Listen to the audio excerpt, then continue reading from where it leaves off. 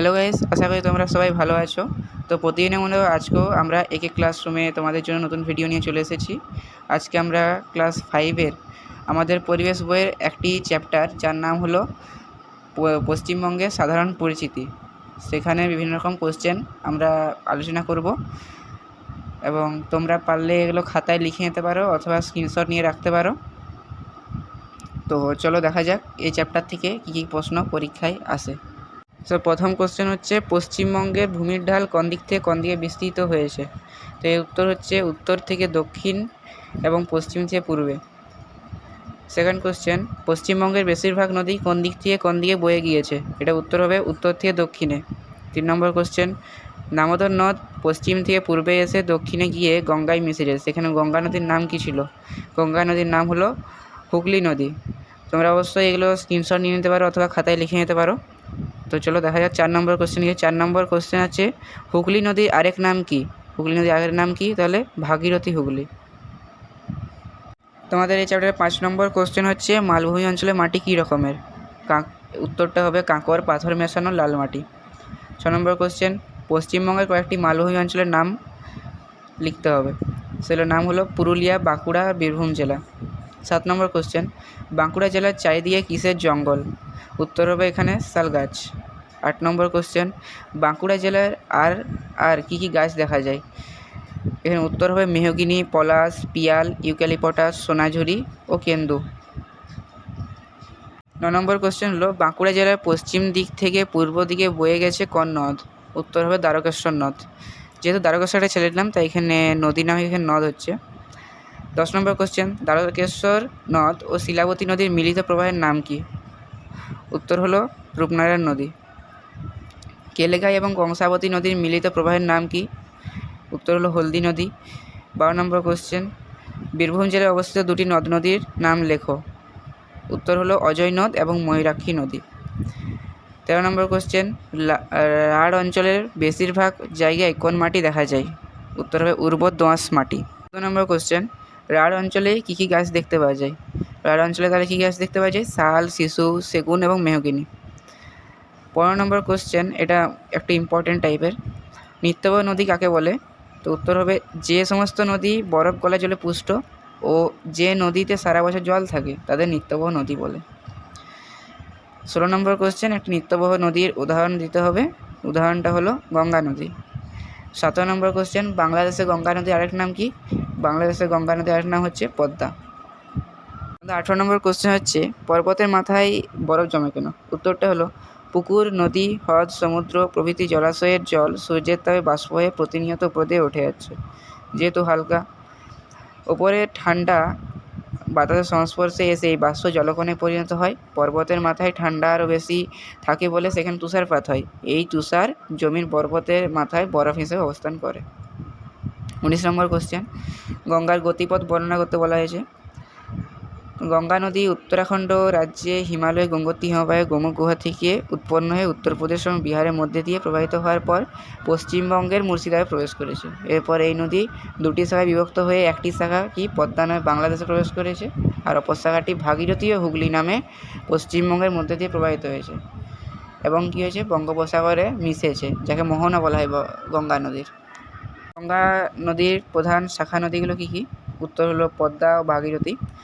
21 নম্বর question, বাংলাদেশের জাতীয় সঙ্গীত কোনটি? উত্তর হলো আমার সোনার বাংলা আমি তোমায় ভালোবাসি। 22, আমার সোনার বাংলা আমি তোমায় ভালোবাসি গানটি কে কত সালে লেখেন? 1905 সালে রবীন্দ্রনাথ ঠাকুর। 23 নম্বর কোশ্চেন দেখা যাক কী আছে। কত সালে বঙ্গভঙ্গ হয়েছিল? এর উত্তরটা হবে 1905 সালে। অবশ্যই কোশ্চেনগুলো স্ক্রিনশট নিয়ে রাখবে, না তো পরে তখন খুঁজে পেতে অসুবিধা হবে।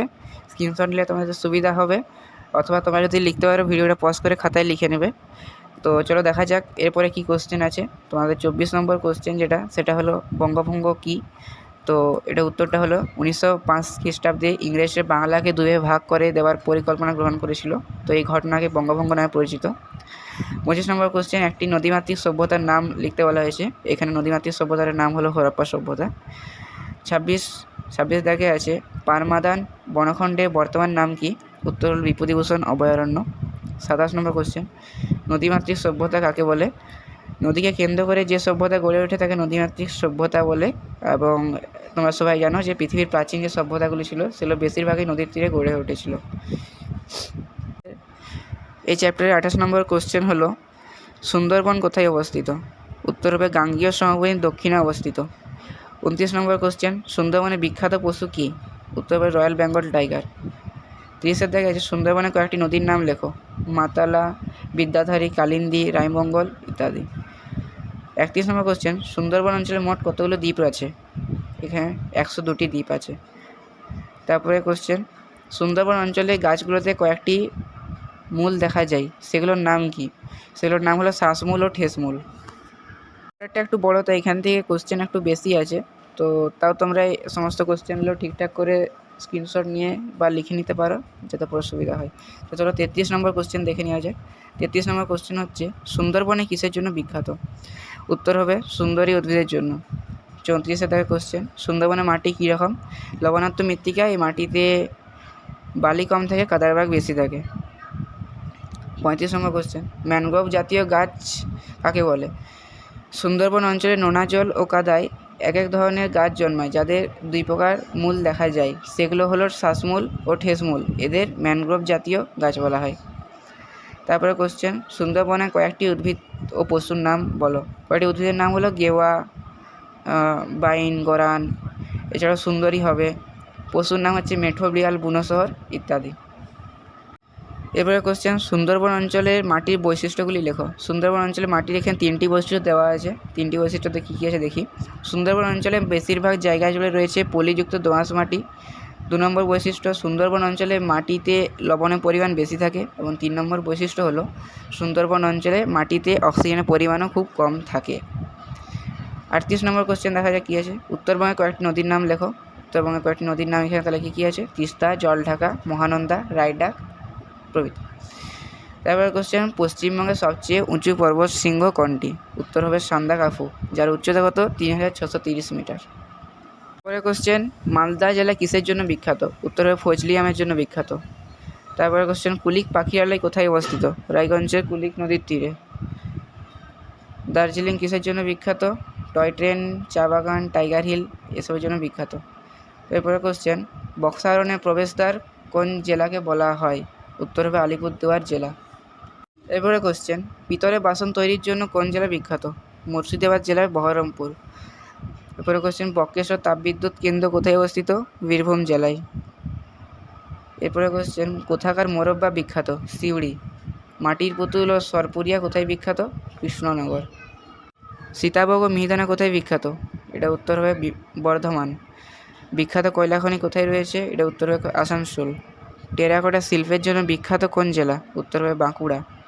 পশ্চিমবঙ্গের রাজধানীর নাম কি? উত্তর হবে কলকাতা। এরপরে কোশ্চেন পেট্রোকেমিক্যাল শিল্প ও বন্দর শহর কাকে বলা হয়? উত্তর হবে হলদিয়া শহরকে। আইআইটি শিক্ষাকেন্দ্র এবং ভারতের সবচেয়ে বড় রেলওয়ে স্টেশন কোথায় রয়েছে? খড়গপুরে। এরপরে কোশ্চেন পোড়ামাটির কাজ ও বস্ত্রশিল্পের জন্য বিখ্যাত কোন শহর? উত্তর হবে বিষ্ণুপুর।